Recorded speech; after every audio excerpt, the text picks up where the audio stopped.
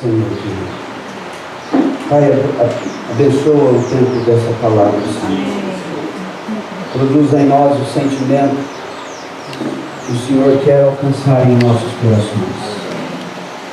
Senhor, nós te rogamos, nos dê uma posição adequada diante de Ti, uma atitude adequada diante de Ti. Senhor querido, Senhor amado, queremos que o Senhor se agrade de tudo que estamos fazendo aqui. Queremos que o Senhor nos encha da Tua presença com alegria, Senhor. Não queremos que o Senhor tenha que nos suportar, Senhor. Nós queremos que o Senhor esteja alegre conosco. Por isso, o Senhor nos dê a atitude correta, o coração correto. Aleluia. Senhor, Deus. Amém. Nós te pedimos, Pai, Sim. em nome de Jesus. Amém. Aleluia.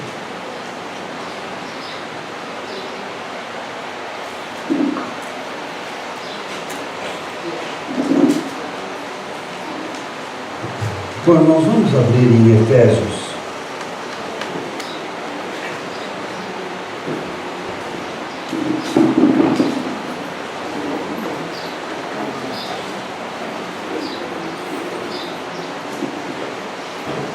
Efésios capítulo 5.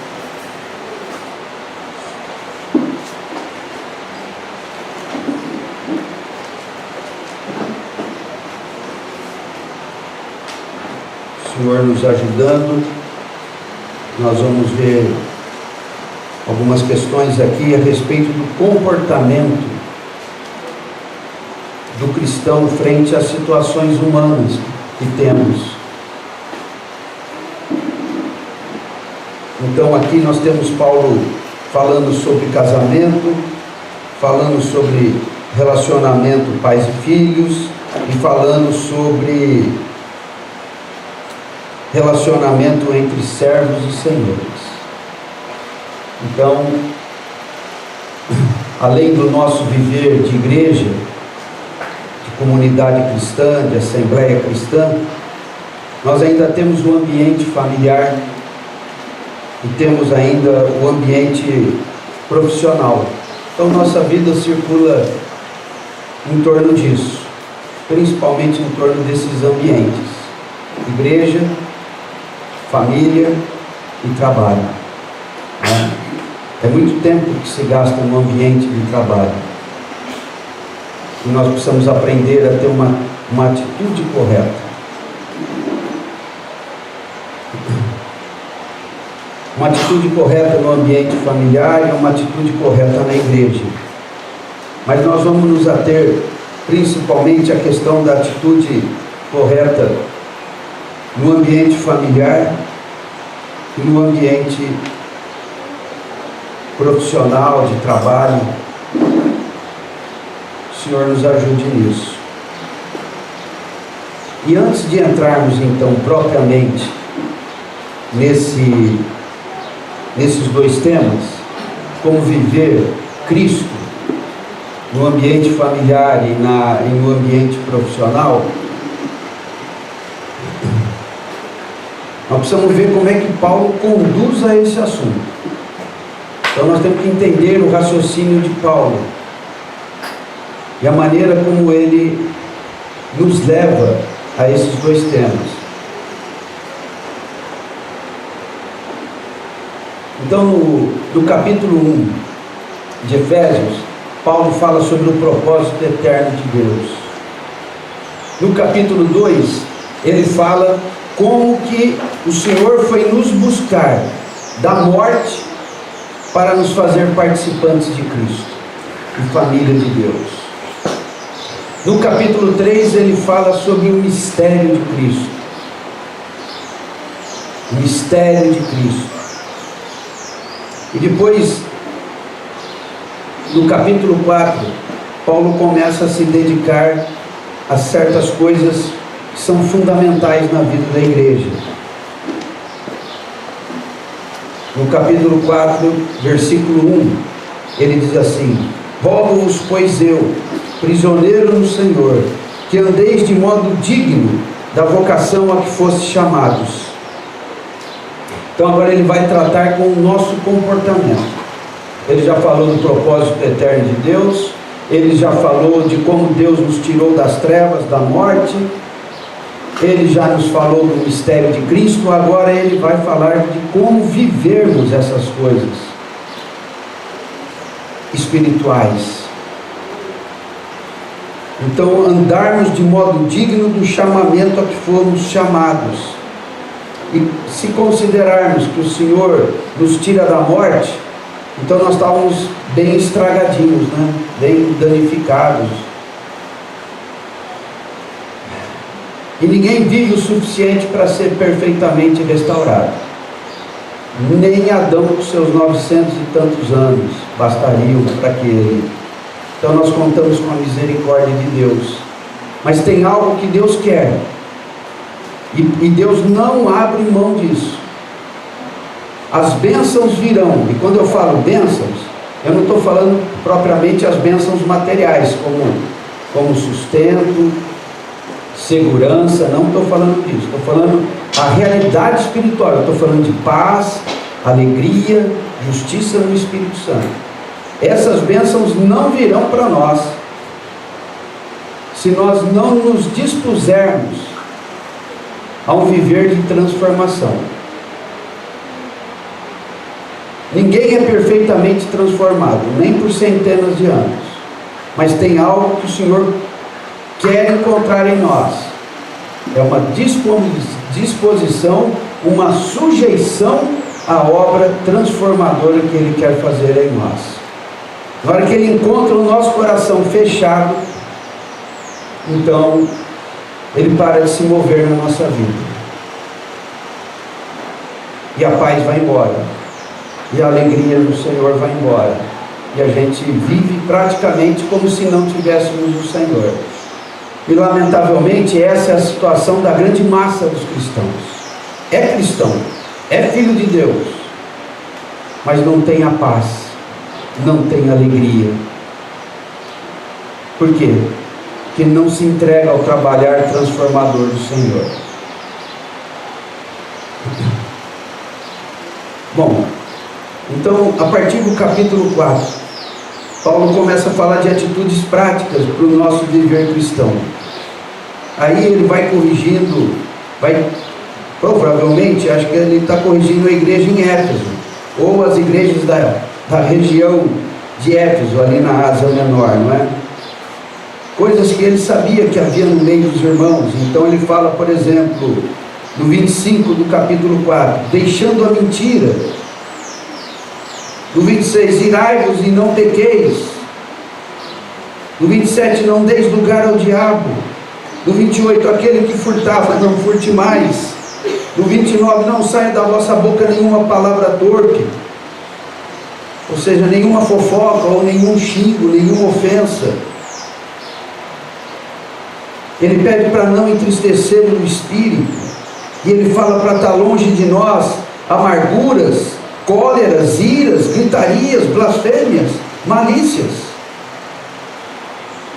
Ele pede para sermos compassivos, perdoadores, e assim vai. Pede para sermos, em resumo, 5:1, sede, pois, imitadores de Deus. E aí, irmãos, qual que é o padrão?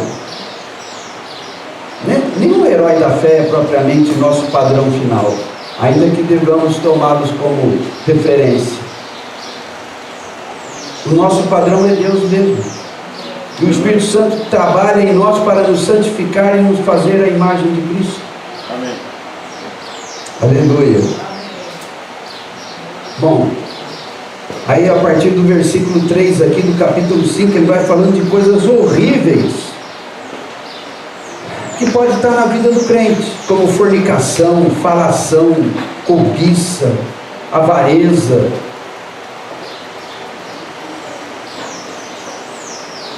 E por fim, chegamos aonde eu queria chegar, no versículo 15 ao 21. Diz assim, acompanhem aí. Vamos fazer daquele jeito. Eu leio a primeira metade e os irmãos completam o versículo, tá? Para a gente poder ficar ligado. Portanto, vede prudentemente como andais. Não como necios, sim como sábios. Remindo o tempo. Porque os dias são maus. Por esta razão não vos torneis insensatos, Mas procurai compreender qual a vontade do Senhor. e não vos embriagueis com vinho no qual há dissolução, Mas enchei-vos do Espírito, falando entre vós com salmos, entoando e louvando de coração ao Senhor, com hinos e cânticos espirituais, dando sempre graças por tudo a nosso Deus e Pai, em nome de nosso Senhor Jesus Cristo, sujeitando-vos uns aos outros. no temor de Cristo. Amém.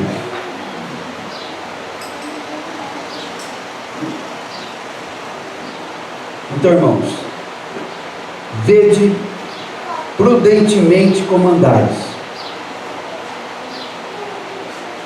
Irmãos, a vida cristã é uma vida para ser vivida na graça. A Bíblia nos dá ao longo de toda ela, tanto nos escritores do Velho como do Novo Testamento, a Bíblia é repleta de centenas e centenas de mandamentos. Entendam isso, irmãos. Deus não sugere, Deus não pede, Deus manda. Se nós formos humildes, não teremos problema com isso. Mas se não entendermos que Deus não pede, Deus não sugere. Ô Luiz Henrique, seria melhor você não gritar com a Ana. Não, Deus diz, não grite com a Ana. Longe de você toda gritaria. Se ele gritar, você me diz, tá bom? E eu vou falar, Senhor, tem misericórdia do Luiz Henrique. Brincadeira, mas é sério. Deus manda, e nós podemos pagar por não atender o mandamento do Senhor, até mesmo imediatamente. Isso terminar num divórcio. Deus sai fora. Deus sai fora, irmãos. Simplesmente Ele sai fora e deixa as coisas acontecerem. Então, isso que eu falei na abertura da reunião, eu espero que seja o sentimento dos irmãos durante todo esse encontro. Seja humilde na presença do Senhor, humilde, humilde, humilde, humilde. E Deus vai exaltar, exaltar, exaltar, exaltar. E nós dependemos totalmente do que o Senhor pode fazer, irmãos. Não tem arranjo que nós possamos fazer na nossa vida, não há arranjo que nós possamos fazer num encontro como esse que possa vingar, que possa dar certo, que possa fazer prosperar alguma coisa. Nós dependemos de Deus querer pôr a mão. E Deus quer pôr a mão. Amém. Mas a condição dele é humildade, humilhação. Humildade, irmãos, colocando assim, talvez para definir melhor isso. Humildade é sem nós termos pecado. Nós temos que saber o tempo todo que Jesus é o Senhor e que todo joelho se dobrará. Aí eu penso assim, eu sou crente, o meu joelho eu já dobrei. Não, não dobrou não. Não dobrou não. Dobrou para não ir para o inferno. Ô Senhor, para o inferno não quero ir não. Então eu recebo a salvação. Mas há tantos assuntos na nossa vida, irmãos, que nós não estamos com os joelhos dobrados. Ou seja, não estamos, numa linguagem do Velho Testamento, com a cerviz quebrantada. Ainda não nos dobramos, não dobramos. Sim, Senhor, sim, Senhor. Mas ainda estamos confiantes. Eu posso, eu quero, eu gosto. Eu não gosto. Eu faço, não faço. Concordo, não concordo. Esse não vai obter do Senhor coisa alguma. O Senhor tem sua palavra. E se nós não nos submetermos a ela, nós não provaremos Deus, irmãos. E se eu não provo Deus, o que eu provo? Vamos ser cruéis com a realidade. Pecado. Quem não semeia para o Espírito, semeia para... Quem semeia para o Espírito, colhe vida. E quem semeia para a carne, sempre colhe o quê? Morte, corrupção. Então, irmãos, nós precisamos ser humildes com essa realidade. E isso, irmãos, se chama... É um tema bastante controverso na Bíblia, definidos de muitas maneiras, mas se chama temer ao Senhor. A Deus nós devemos amor, e a Deus nós devemos temor. Amor porque Ele é tão bom, irmãos. Ele é tão bom, mas é tão bom, mas é tão bom que Ele me criou a sua imagem e semelhança. Você já agradeceu por não ter nascido cachorro? O pensamento humano, irmãos, delira, e vem as coisas da reencarnação, esses pensamentos da nova era. Se você não viver bem aqui, você vai renascer de novo. Quem sabe você renasce um cachorro. São as histórias mentirosas e que as pessoas estão muito dadas a acreditar. Irmãos, Deus me fez a sua imagem e semelhança. Não estou nem falando de salvação. Se você aprender a orar a oração de ações de graça, dizer: Senhor, obrigado, porque o Senhor me fez a sua imagem e semelhança. Senhor, eu não sei nem o que significa isso, mas eu sei que isso é muito bom. Faz eu cumprir o destino que o Senhor tem para mim, Senhor. O que o Senhor quer comigo? Me feito inteligente. O que o Senhor quer, Senhor? Vai falando com o Senhor e vai agradecendo. Por você ter inteligência, por você ter sentimentos. Você fala: Senhor, por que eu sou assim? Ah, porque eu fui feito à sua imagem. Isso é o amor de Deus. E mais ainda, irmãos, porque Ele nos resgatou da morte de uma maneira extraordinária. O Senhor não pegou o nosso pecado e simplesmente jogou no lixo e disse: olha, vamos começar de novo. Não, não é assim que Deus age. A justiça de Deus não permite Ele fazer isso. Pecou, tem que pagar a pena. E o salário do pecado é morte eterna. Mas a lei de Deus é cheia de misericórdia. Tem algo lá na lei de Deus, que é revelado principalmente na lei das ofertas em Levítico, que se eu impuser a mão sobre uma oferta, o meu pecado passa para aquela oferta. O pecado sai de mim, a culpa sai de mim e vai para coitado daquela. E aquela oferta em si, um bode, um novilho, um cordeiro, em si não é nada. É o que ele representa, o que representavam aquelas ofertas, irmão. Um cordeiro que foi morto antes da fundação do mundo.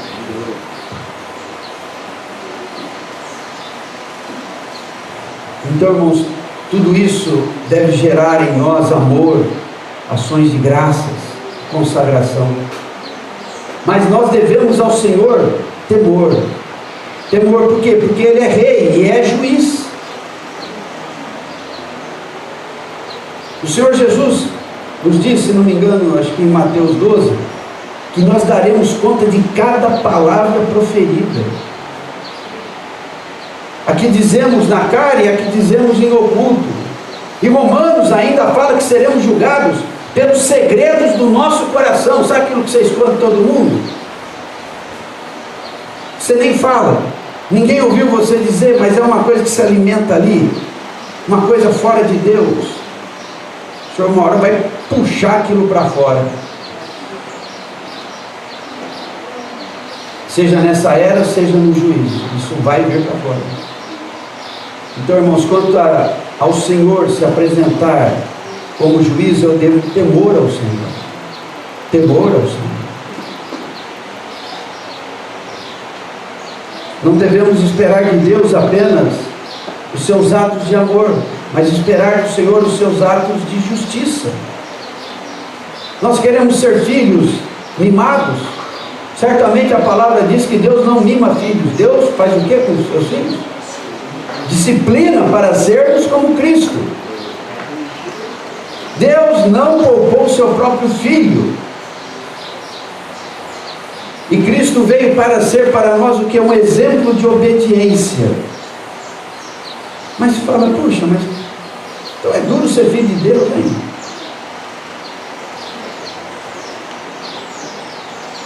Não é duro, irmãos. Nós temos que deixar o amor de Deus encher nosso coração. Você acha que Jesus veio contrariado? Você acha que ele se esvaziou de toda a sua posição divina, de toda a sua condição divina, contrariado? Afinal de contas, Jesus estava alegre ou triste nos 33 anos e meio que esteve aqui? Já nasceu numa manjedoura, foi posto bebezinho numa manjedoura, num coxo, adaptado ali. Morreu numa cruz, humilhado, injuriado, cuspido até, maltratado e morto. Ele estava alegre ou ele estava triste? Os irmãos acham?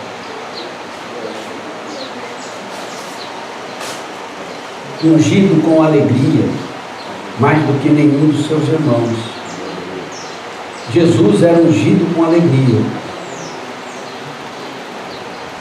Mas como é que pode alegria e sofrimento? Paulo experimentou isso. Angustiados. Melhor, perplexos, mas não angustiados. E Paulo fala dessas contradições.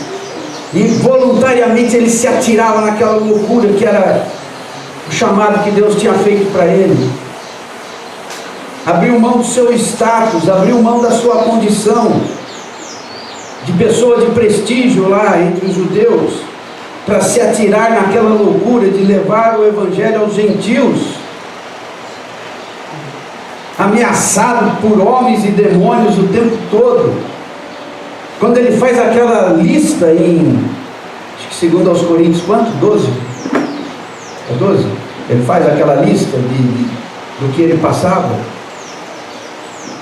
açoitados, naufrágios, traições, jejuns. Não era jejum para se consagrar, não, era jejum porque não tinha que comer mesmo. Porque Paulo se submetia a isso? Nudez, frio, perigos, salteadores, e vai uma lista enorme de coisas. E ele ainda diz: ainda pesa sobre mim o que eu sinto pelas igrejas. Então eu sofro tudo isso e interiormente eu estou orando por cada um dos santos. Estava triste ou estava alegre, irmãos? Ele podia pular fora, mas não pulava por quê? Porque havia uma alegria que o Senhor quer fazer habitar no nosso coração, irmãos. A gente busca no Senhor muita alegria confortável, mas o Senhor quer nos levar para um outro nível, irmãos, de uma alegria, de unidade com Ele. Então, irmãos, voltando aqui para o versículo 15: vede prudentemente como andais, não como necios, e sim como sábios. Andar, irmãos, fala de como você se determina. A palavra aqui é peripatel, é como você se determina no seu coração.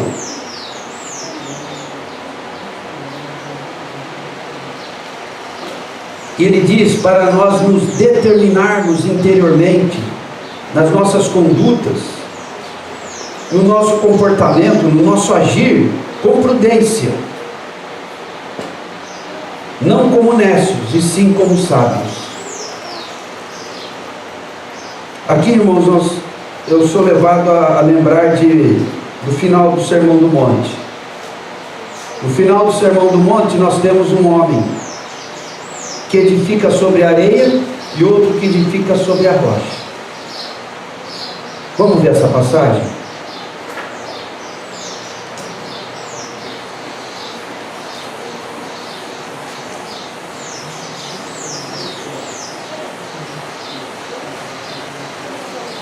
Mateus capítulo 7.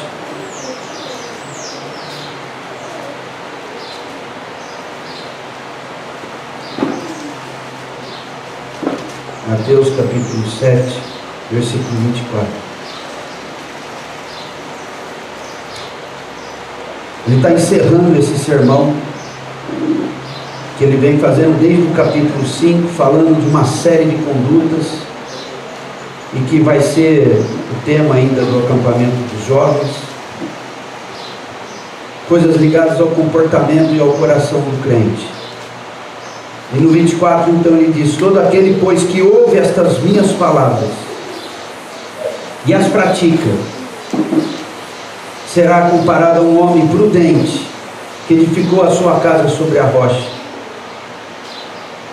E caiu a chuva, transbordaram os rios, sopraram os ventos, deram com ímpeto contra aquela casa, que não caiu, porque fora edificada sobre a rocha.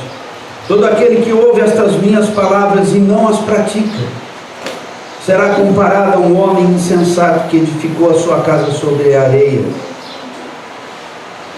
Caiu a chuva, transbordaram os rios, sopraram os ventos, e deram com ímpeto contra aquela casa, e ela desabou, sendo grande a sua ruína. Então aqui nós temos a questão de ouvir a palavra e querer praticá-la ou não. Praticar é fazer, simplesmente isso, é fazer o que ouve. E a prática, irmãos, fala de coisas práticas, como orar, ler a Bíblia, se reunir, ter tempo na presença do Senhor, são práticas cristãs. Ofertar, servir a Deus com alguns trabalhos práticos para benefício da congregação. Fala de afazeres, de todos esses tipos. E prática também fala de sentimentos, de virtudes. Então eu tenho que praticar o amor, mas eu sou dado mesmo a quem? Eu devo praticar a verdade, mas eu gosto talvez de mentir. Então a prática fala de virtudes e fala de afazeres. E quando a gente lê a Bíblia, a palavra de Deus nos manda fazer um punhado de coisas, e manda nos arrependermos de uma série de situações que não são virtuosas na nossa vida. Não é isso? Quem mentia, não minta mais. Quem furtava, não furte mais. Quem contava vantagem, não conte mais. Então nós temos que praticar afazeres, como ler a Bíblia, e temos que praticar virtudes. E tem certas coisas do lado da virtude, como do lado dos afazeres, que nós vamos encontrar muita dificuldade em que isso se torne o nosso hábito. Mas o sentido de ser um cristão passa por aí. É a transformação. Se nós não nos dispusermos a sermos transformados, nós estaremos perdendo o melhor de ser cristão, que é a comunhão com Deus, que é a visitação de Deus, que é o apoio, a força, o poder de Deus agindo em nós, para que naquilo que nós somos fracos, nós nos tornemos fortes. Se eu não quero resolver meus problemas e fecho o meu coração, então o Espírito Santo não tem onde caminhar em mim. Mas se eu sou humilde e me humilho, falo: Senhor, eu sou mentiroso mesmo, na hora que eu vejo, eu já menti.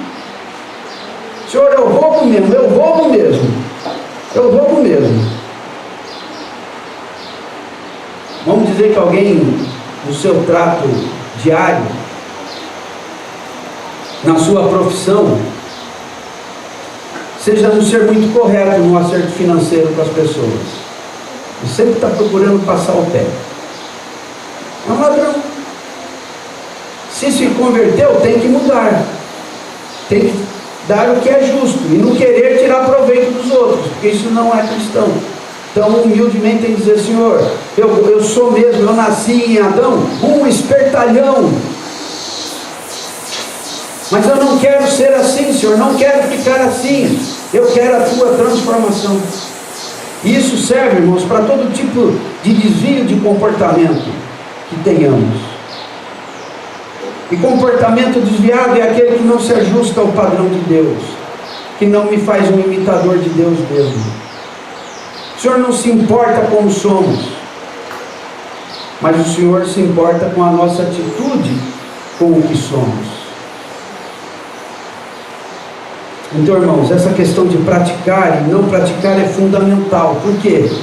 Porque a chuva vai cair, e vai cair com fúria, vai transbordar os rios, vão vir os ventos, vai vir. Veio porque pratica e veio para o que não pratica. A diferença está onde? No resultado.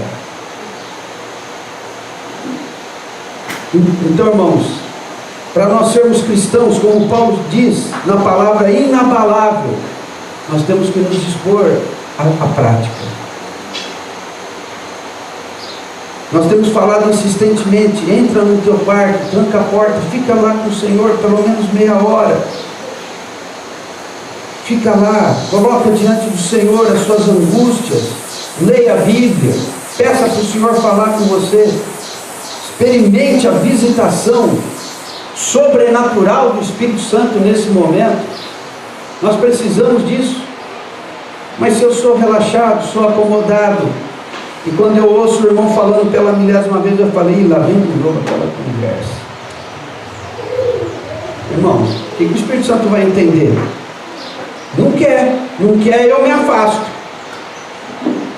Mas a chuva não se afasta, os rios vão transbordar, os ventos vão soprar.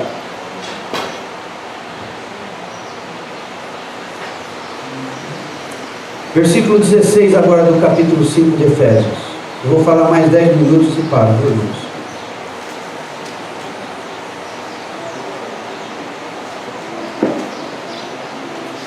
Versículo 16: remindo o tempo, porque os dias são maus. O que é remir o tempo? É não desperdiçar o tempo. Não desperdice o tempo com coisas inúteis. Nós precisamos de lazer, sem dúvida alguma, mas não podemos passar o tempo todo em lazer.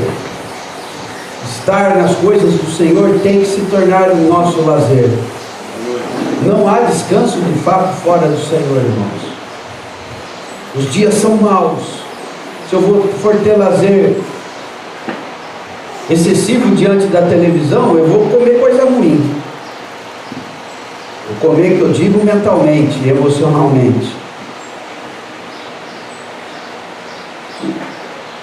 Se a igreja se reúne para adorar o Senhor, e eu posso estar na reunião e não vou à reunião, eu estou fazendo o quê?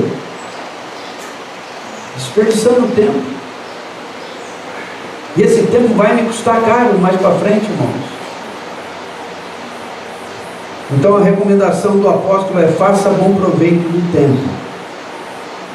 Não gaste com o mundo mais do que o estritamente necessário. Versículo 17: por esta razão, não vos torneis insensatos, mas procurai compreender qual a vontade do Senhor. Não vos torneis insensatos, mas procurai compreender qual a vontade do Senhor. Irmãos, nós temos que compreender qual é a vontade do Senhor. Por que eu existo nesse mundo? Por quê?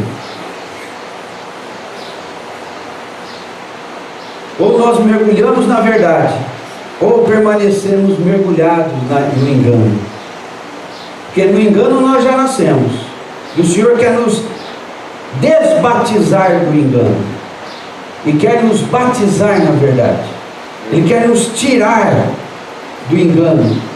Paulo usa a expressão que Deus nos desarraigou do mundo perverso e nos planta em Cristo. desarraigou, puxou pela raiz. Essa possibilidade está aberta, irmãos, para nós. O Espírito Santo opera em nós esse desarraigar. Ele tira as nossas raízes do mundo. Nós temos muitos objetivos, muitas vontades que estão no mundo. Isso é insensatez, irmãos. E o Espírito Santo age com poder no coração do crente que o busca. Ele age com poder para tirar pela raiz. Na minha vida tinha algo que era extremamente arraigado no mundo. E o Senhor lutou comigo pelo menos 20 anos. E eu resisti ao Senhor naquele ponto. Até que um dia me veio um sentimento ao coração. Como se o Senhor dissesse: se você não quer, se eu não te basto, siga o teu caminho. E não é nada relacionado a pecado não, irmãos. Quando eu senti o Senhor falando isso para mim, veio o temor. Mas um temor muito grande. Falei: tá bom, Senhor, então eu me rendo a Ti.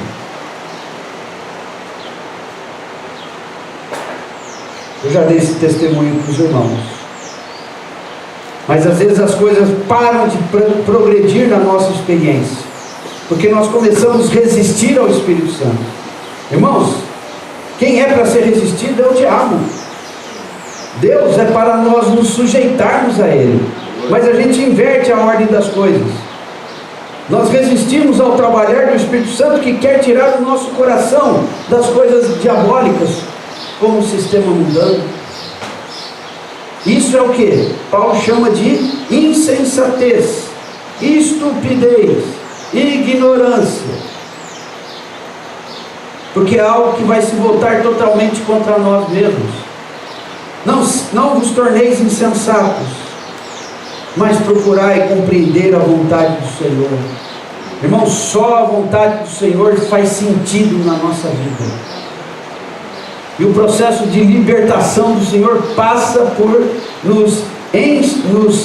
nos plantar na sua vontade e nos desarraigar deste mundo. Não tem nada mais libertador, irmãos, do que sermos desarraigados do mundo. Mas eu gosto do mundo, eu não quero. Senhor, para de puxar. Para de ficar falando essas coisas. Eu vou dar o dízimo, sim, Senhor, calma. Eu vou uma vez por semana na reunião. Eu vou. Irmãos, isso é a vida religiosa, que é como não se fosse cristão. É o mesmo que não ser cristão, irmãos. O que é cristão? É não querer nada para si e tudo para Deus.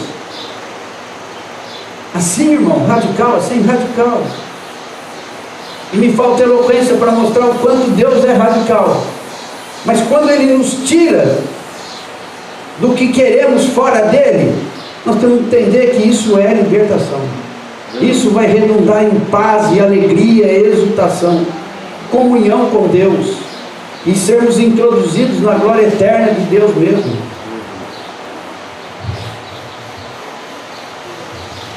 Versículo 18. É necessário nós falarmos essas coisas, irmãos, porque senão nós não vamos entender a questão da vida cristã no lar e a vida cristã nas coisas do trabalho, no ambiente profissional. Nós temos que entender esses conceitos fundamentais. 18. E não vos embriagueis com vinho, no qual há dissolução, mas enchei-vos do Espírito. Enchei-vos do Espírito. Irmãos, essa é a palavra de ordem para nós hoje. Nos enchermos do Espírito. Amém. Deixa o vinho de lado. Deixa o vinho do lado. Irmão, mas nem um golinho assim? Não, um golinho assim, estou falando no sentido. Não troque as coisas do Senhor, que podem te encher do Espírito, por coisas do mundo. que te fazem insensatos. A questão aqui não é propriamente se é certo ou errado o cristão tomar vinho. Um dia eu estava conversando com o Adriel sobre isso. A questão não é essa. E esse assunto é bem polêmico. Alguns não devem colocar nenhum pingo de álcool na boca, porque vai desandar e nós vamos ter que buscar ele como alcoólico lá no PS do cervezão. Vai desandar, uma fraqueza. Outros não. Mas a questão ainda não é essa. De fato, tem um sentido literal sim, não vos embriagueis com vinho, mas ele está falando em embriagar com o vinho.